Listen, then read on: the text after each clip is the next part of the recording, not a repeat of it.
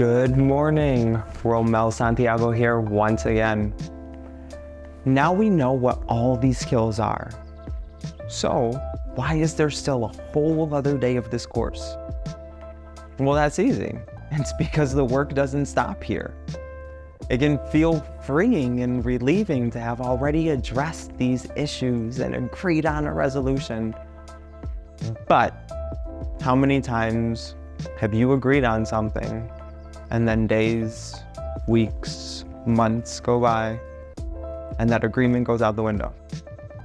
This is why revisiting the conversation is so important.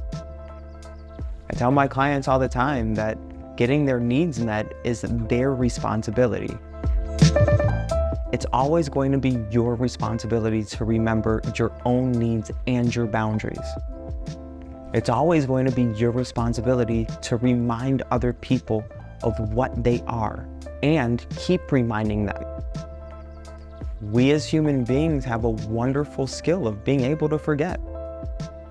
The idea that if my partner loves me, he'll remember all my needs is absurd. I don't even remember what I ate for breakfast yesterday or what my partner's favorite t-shirt is, let alone what we agreed on and discussed last month. That's a lot of pressure to put on our partners, and it also translates to, if my partner forgets my needs, that means that he, she, they don't love me. That's a big issue if we're measuring our partner's love by what they do or do not recall. One of my requests in a relationship is that meals do not include phones. These days, people of all ages are glued to their phone and I cannot fault someone for living up to societal norms. So what do I do every meal? I ask my partner, I remind my partner that this is my need. And then I remind myself of the need and what is this need linked to? My partner being on his phone one day may trigger a need for connection. Another day may trigger a need for reassurance.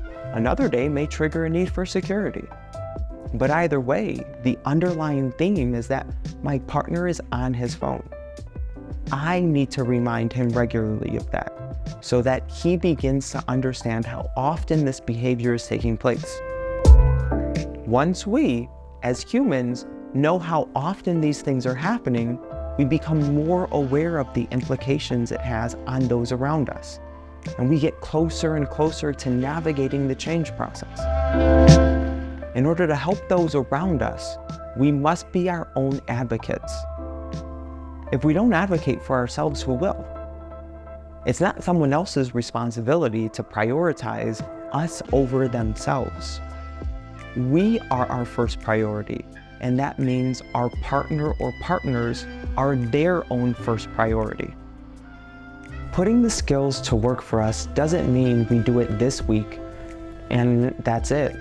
But it does mean carving out time to advocate for revisiting and checking in and how the relationship is going. How are we growing? How's the relationship or the relationships moving and navigating? I challenge you to begin planning for a check-in within the next month or so. Put it on your calendars.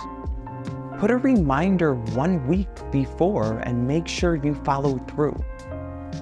It's super, super, super important that we're checking in and checking back, and that conversations happen after we've already made agreements. On that note, we do have to pause, but I hope you all have a wonderful, amazing rest of this beautiful day, and I will see you soon.